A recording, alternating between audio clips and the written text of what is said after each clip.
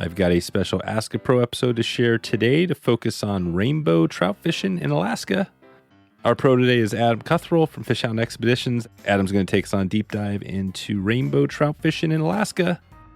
These Ask a Pro segments are a quick way to drill into specific content so you're ready for that next big trip. We've been talking Alaska, we've been there, and we're going to be heading back. So let's jump into it with Adam and watch him break this one down. Here we go. Adam Cuthriell from FishHound Expeditions. How's it going, Adam? Doing good, Dave. Getting ready for the season. Yeah, it's here. Exactly. Yeah, I'll put some links to some of the past episodes we've done, but we're kind of working through a Alaska, season, year in Alaska, and some of the trips you have going to help people if they're either going up either with you or us, or on a trip here, or if they're actually doing their own thing, or maybe they're going with another group or lodge or something like that. I want people to understand a little bit about what it's like. We have a gear episode we did, but now I want to focus on rainbows. And I know rainbows, you can hit them in the fall, you can hit them in the spring, and probably throughout the year. But take us there. If we're thinking rainbow fishing, give us a quick little, what we're going to do rainbows, give us a quick little who you are really quickly and a little about FishHound, and then we'll jump into the rainbows. Yeah, definitely. My name's Adam Cuthriell. I own a guide service based here in Alaska. We run trips throughout the state. We do day trips up in the Matsu Valley for rainbow trout, Arctic grayling, dolly, varden, and of course salmon. We do shorter multi-day heli fishing trips out of South Central. We operate 6 to 10 day float trips in Western Alaska based out of Bethel, and we run Kodiak steelhead fishing in October. There it is. So all over the place chasing fish. Yeah, you got it all. You're down in the south, down the west, and Alaska's huge, obviously, but it feels like because of the heli and the planes and stuff, you can pretty much just go anywhere. Is that kind of the situation up there? Yeah. With helicopters, you can definitely go anywhere. They can land on a dime, the old cliche, but they're pretty amazing vehicles. And then also, of course, float planes and wheeled bush planes are a necessity for up here because there are very few roads. That's right. So we're going to be on this trip that you set up, some of these heli trips. You pile in all the gear, including rafts and everything. And is that how it works? They just drop you off on a bar somewhere and you go for it? Yep, that's pretty much it. The heli stuff that we're doing, we got a couple rivers that we operate on and fantastic clear water trout streams. And depending on the length of the trip, on the short side, we'll do single day heli fishing trips. It's about 12 miles. On the trip that you and I are going to be doing, it's about, right under 40 miles. So it allows for a lot of time to be spent fishing, not just floating from A to B. A lot of the other rivers that we do in Western Alaska are long rivers, like we talked about the Kwethluk and the Kuskokwim last time. The Kwethluk's beautiful river, but it's over 110 miles long. And that's just a lot of time in the boat that has to go from A to B. We're doing, some of these shorter trips where you're only doing 40 or 50 miles. It allows you to have a lot more time on your own 2 feet, work in the water, actually spent fishing. Which is good. And I remember when I was on the Kwethluk a while back, we had actually jet sleds up there, small boats. And what I remember about it going up there is that it was so much wood. I mean, it was like you're just constantly just pinging back and forth. Is that something on these rivers when we're floating that's an issue? Is the river always changing? And are you like having to pick the raft up, stuff like that? These rivers are always changing. They're very dynamic being freestones, and they do change a lot. The Kwethluk in particular, one year we were out there and it was the same river it had been the prior 2 years. And then we show up, the following year and there was a massive flood and the entire thing changed. And we generally always have a chainsaw with us because, sometimes there does have to be a lot of cutting. But for the shorter trip like you and I are doing, there is a couple spots. I'm sure we'll see how spring has treated it this year, but we try to go up preseason and try to get as much of that stuff cut out as we can. But a chainsaw is something that is almost always with us. That's it. Okay, good. Well, that's kind of a snippet. Like I said, we'll have a link. We have a full-length episode with you on more of the whole thing you do. But today we're going to dig into specifically rainbows and the mousing. I mean, if anybody talks about fishing for Alaska or just rainbows, the mousing is, if you haven't done it, and I haven't done it yet, it seems like the most exciting thing. So let's think of this now. And if we're in the fall, mid-September, take us to the river and talk about what that looks like and how you guys do this. Yeah, yeah. So mousing, like you said, it is a huge part of rainbow trout fishing up here. It's a big part of our trout's diets. And, you're talking in the season, we're going in the fall, but early season in the spring, that's the main food source for our trout are the shrews and voles that inhabit Alaska. And it's a big meal source to a trout. So a fish, our trout, will always see that shrew or that vole, even if there's a ton of eggs in the water, they will see that mouse as a big shot of protein. And in the fall, a lot of those fish have been eating those eggs all the time. And just like us, in my opinion, being a crazy fishing guide, I wouldn't want to eat French fries all the time, or I wouldn't want to eat moose steak all the time. I like having a little variety. And when they see that shrew or that vole pattern in the fall, it's something different. And it's also a big meal source. You kind of in the fall, like early season, you can fish a mouse from morning till, well, it never gets dark in the spring. So you can fish it 24/7. In the fall, they will eat it during the heat of the day, but it works a little bit better in the early morning hours and in the later evening hours, because it creates more of a profile on the surface, just like bug fishing down in the lower 48, they're able to see that profile a little bit better, making that wake. And the best way to fish it, whether you're drifting down on the boat or if you're on your own 2 feet walking down, is just looking for those places where either one, a shrew or vole would fall into the water, or two, where a trout is staged. They call our fish up here leopard rainbows for a couple reasons. One, spots all over them, hence a leopard, but also the way they eat. They very much are predators. They will be in heavily wooded areas looking for smaller bait fish, looking for lampreys, looking for shrews and voles, and just attack it. So wherever you see an area that's got good structure, particularly log jams, we've got one of my guides, he'll actually dive down. He wears a wetsuit. We call him the Otter, but he's got just some amazing footage of trout just literally stacked right up underneath these logs where Oh, no kidding. you can never get a Damn. swung fly to, and the only way to Right. get these things to eat is by having a fly that doesn't get stuck in the logs, and that up here is a mouse. And you Wow. cast out, it plops on the surface. It's not a little tiny dry fly. It does not land delicately. It smacks that surface, and then you start dancing it. I always like to joke with guests and clients, you want that moose to be swimming at about 1 mouse power. And actually, if you ever see a shrew or vole actually move across the surface, they swim actually pretty darn fast. So you want to keep that thing moving so that it's creating a wake.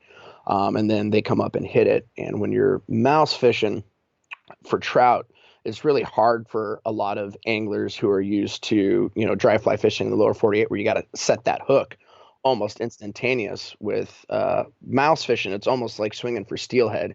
You got to let them eat it, and you got to feel that fly being taken by the fish before you set that hook. So you watch that trout eat that mouse, and you don't set that hook. You wait for that mouth to close, for that trout to turn, and then you raise and get that pressure. Because if you set that hook, you're literally pulling it right out of its mouth. Yeah, wow, that's cool. So you got this thing in, and that's really awesome on the video. So I would love to see some of this video. So you got these fish, these big, massive rainbows that are stacked up, just hiding under their cover. You make this cast as close to you can to the wood as you think. Oh Is yeah, that what you do? Yeah. yep. Even hitting the wood, having it hit that wood and bounce off, so it looks like a mouse that just fell. So we typically, well, not typically, I'm sorry. We actually don't have mice in Alaska. There's shrews and voles, and there's Oh, umpteen different variations. So we say gotcha. mouse fishing, but it imitates a shrew or vole, at least from a trout's point of view up here. But yeah, you bounce that off the log, even cast it onto the bank and pull it off the bank so it looks like the real guy swimming across out Nice. across the current. This is so cool. Yeah, great presentation for it. This is so cool. So when you make that cast, so you drop it near the wood, what does it look like as far as the stripping or the action? How are you doing that to the fly? You're definitely pulling in a little bit of the line, but you're really shaking your forearm, shaking your wrist, getting that rod to wobble so that it's kind of like skittering caddis in the lower 48. You use that rod tip to create that action so that that rod is wiggling and it's pulling in that line so that mouse fly is moving across the surface and creating a wake. And I'll typically wiggle that rod tip, get that fish, get that mouse to move, let it pause for a second because the mouse is getting tired. He's taking a breather, and then he's swimming again. And then as you're wiggling that rod tip, you're pulling line in. And just like swinging for steelhead or salmon, you don't want to have too much line, and you don't want to be impeding the drift. So there's a happy medium there of moving that fly line, having the right amount of line out so that when the fish takes, it's able to grab that mouse, turn, and then you're able to put tension on it. So if you have too much line, you're not going to be able to get that hook set and put tension. But if you don't have enough line, the fish is going to short strike it and not going to get that hook. So it's a happy medium in between. Oh, wow. So you're shaking your arm and you're kind of slowly stripping it towards you across the, Yep. the current, just like almost like not a fast retrieve, but just a slow pulling the line back. Yep. Exactly. Yeah. Okay. So that's it. So that's getting the action. And then on the casting, when you make that cast, what would you recommend for somebody maybe who's not a super all-star caster? Is it something because that's a big fly, right? Is there a trick to making this cast? And then getting it accurately near the bait is not easy either. This is true. It does take a little bit of practice, but like we've spoken prior, our fish up here are not leader shy. They're super aggressive. They will often hit a mouse 2, 3, 4, 5, even 6 times until they actually get it in their mouth. So if you blow the cast once, don't worry about it. If you hit the water too hard, don't worry about it. You're going to have another opportunity either for that same fish or for another fish 5, 10 feet down. And that's another thing that people try to delicately sit these massive foam mouse patterns. It's like, man, slap it down there. When a mouse shrew or vole, we'll just say mouse for now so we're not too geeky here with this speak. But when they hit the water, they're either falling off or they're making a beeline to get from point A to point B because they know there are sharks in the water that will eat them. They move across the water quick trying to get across. So if a mouse finds himself in the water, he's generally not where he wants to be, and they move really quick. So getting that cast, with it, whether it's just a single overhand cast or a roll cast, plop it out there in that general area and just get that thing moving. And again, if you're not the greatest caster, and like in golf, if you slicing it to the right, move yourself to the left, move yourself to the right so you can adjust for that slice or how that big heavy mouse fly is hitting with the setup that you got. Just by positioning yourself differently can help make that more effective. So if you make the cast and you splash it down right in the fish and maybe it doesn't take it, should you put it right back at the same spot, or you're not worried about spooking the fish, right? Or how's that look? Generally, you're not worried about spooking the fish. We do fish crystal clear water. You always want to try to have in your mindset of hunting these fish and not blowing your cover. But a lot of the time by positioning yourself upstream of where the fish is, you're able to get that good cast slightly downriver and have the current actually helping swing that mouse across as you're moving your arm, moving that rod tip, getting it to dance. My favorite way is you start up high in the run and you just work your way down. And it's a very good approach, on the opposite side of the bank. So you're not blowing your cover and you're just hitting that mouse all along the bank. And as we said earlier, a mouse is a big meal source for these fish. So I've seen trout move 10, 12 feet downriver to come up and hit a mouse. It's just awesome. That's cool. It'll really ruin you for dry fly. It'll ruin you for dry fly fishing. So there's 2 ways we're looking at this. We've got the fishing, like kind of the downstream and across, almost like you're swinging for steelhead, right? You could very do much so. And then you also have the out of the boat. So we're going to be floating down on this, or anybody could be floating down. And as somebody's rowing, you're on the front of the boat or the back of the boat, and you're casting downstream. Are those the 2 things that you're going to be doing? Yeah, when you're going from the boat, it's kind of like streamer fishing. You want to be banging those banks, banging behind eddies of rocks or boulders or of log jams, and you're just working that mouse basically like you would a streamer, but it's on the surface, and it's so much fun. Mouse fishing, any way you do it, whether it's on a boat or on your own 2 feet, is awesome because it's very visual. You're seeing the fly on the surface. You're seeing the wake of the trout come after it. You're seeing the fish come up from the depths to eat it. It's very voyeuristic watching that mouse get hit. Okay, so that's it. And the boat, well, I was thinking about this a little bit because we ran into NRS at the show at the IFTD thing, and they have a new. I guess I asked them whether you could wear studs on it, but they have a new bottom base layer to their floor now, which is, it's not Kevlar, but it's something really, so they're getting rid of their standing platforms, right, on the boats. Do you guys, when you're floating down, are you able to do this like just sitting in your seat, or are you actually having to stand up? Nope. we built all of our frames ourselves, so that we use stadium seats that we attach to the frames into the boat. So you do got back support. And, most of the rivers that we fish are, for Alaska standards, are on the small to medium sized, and a far cast is like 10 or 15 feet. Oh, And wow. if you don't, some guys are like, oh, I need to stand up to cast. I'm like, man, if you can't cast 10 to 15 feet sitting down, like Yeah. we need to pull over and work on your casting, because Right. you're not having to make 30, 40-foot casts. No. It's very, very user friendly. No, I love And that. I mean, man, mainly just good roll cast will get you where you need to be 90% of the time, or a single overhand cast. I know on another episode, you and I spoke a little bit more about gear, but just having a good fly line is of the utmost importance up in Alaska for turning over big flies, whether it be a mouse or a streamer. Just having a good weight forward, heavy grained fly line to get those flies out there easily is of the utmost importance. That's right. That's right. Yeah, and we'll I'll link out to that again. Yeah, I think you mentioned the Rio line was a good one, Yep. and there's a few out Outbound there. short. The outbound short, Yep. exactly. Okay, so we have a little feel for what this is going to be like in mid-September with the rainbows. What else, should we be thinking about? Is that kind of, have we done a good job of summarizing, kind of taking us to the water? Anything else we should be getting prepared for? No, that's good. Just the mouse fishing, during the fall, as we had talked prior, there's lots of eggs in the water, and, fishing an indicator, a bobber rig, with a bead down there can be productive. But as one of my clients said a few years ago, he's like, why would you want to do anything else? It's like, I agree with you, man. I'd rather catch 5 to 10 on the surface than 20 subsurface. Yeah, that's the same analogy we've used over, like the Deschutes is a big river over here for steelhead. And sometimes you see guys out there like nymphing for steelhead, and you're just like, wow. I mean, literally, the middle of the summer when it's time to swing and fish are coming up and all that, it's the prime. Why would you do anything else but try to get a fish Yep. on the surface? Yep. So this is good. Okay, so basically that's where we're at. This and the whole story of what the trip looks like. Again, we've got we're going to be talking more about that. But as far as rainbow fishing, and you got the beads, you got the mousing. Are there any other ways to fish, or is that kind of those are it for rainbows? Swinging streamers, a lot of guys, and myself included too, will like using a two-handed rod, and you can just kind of, we talked a little bit before the trout spay, fishing fry patterns, bait fish patterns, sculpin patterns, and just casting out and swinging them that way is also a very fun way to get a grab. Okay, good. And that's where you might have some sinking tips or something to get down. Yeah. Yeah. That time of year, we talked earlier about the decaying zombie chum carcasses. I mean, their flesh is literally deteriorating and going off, and providing great meal sources to these fish. So swinging flesh flies in the fall is also another very fun way Right. to catch these big rainbows. Yeah, flesh flies. That's right. Okay, Yep. good. And we mentioned gear a little bit, but the rod. So just to reiterate, it's a 6-7 weight rod, Yep. and then yeah, nothing else. It's pretty standard. And then the flies, I guess.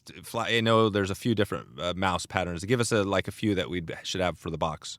I'm a big fan of articulated mouse flies. It just really helps with trout mortality. Having that articulated hook gets that hook placement on the outside of the mouse, so that we're not gilling these fish and killing them. There's a few manufacturers out there that tie up some good mouse flies. I'm a big fan of the Rio Pipsqueak.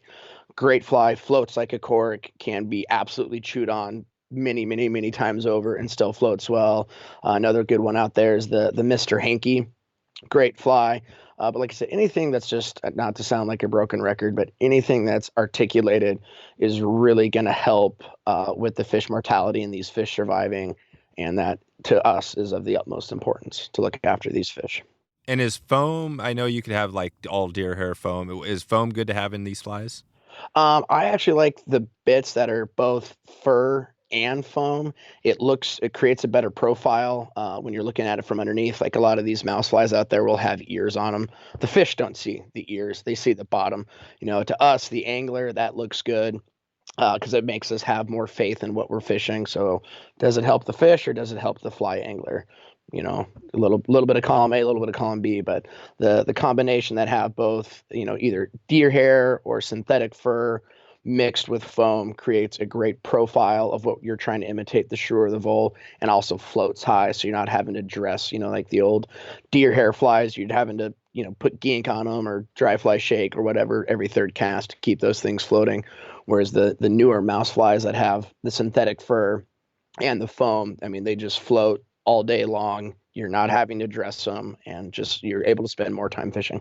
Yeah, that's great. Okay, and we'll highlight here just the giveaway we're doing for this trip, which is going to be really amazing. We're giving away a couple of spots to go up to essentially fish with you, fly up to Anchorage, right, and head out to one of these rivers and do some of this type of fishing. Yep. Get out, do a guided float in the wilderness of Alaska, and catch big trout on small mammals. There you go. There you go. All right, good. Well, I'll leave it at that for now. We're probably going to do some more of these as we go. But yeah, and if any other questions folks have for you, we'll send them out to FishHoundExpeditions.com. Is that the best place to connect with you? Yep, it is. All right. All right, Adam. Well, thanks again for all the time today, and definitely excited about these trips and connecting some of our listeners out to you. So until we talk again, we'll see you. Thanks, Dave. That's a wrap for that Ask a Pro segment with Adam FishHound Expeditions.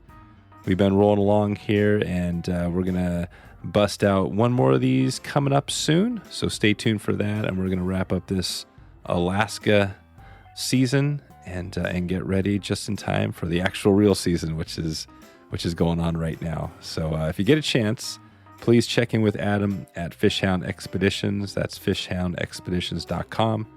And definitely check in and ask him what he has going for availability and hook up with Adam, and you are going to enjoy your time. All right. That's all I got for Ask a Pro. I appreciate you for stopping in today and checking out this episode, and looking forward to getting you on that next one. Hope to see you up in Alaska.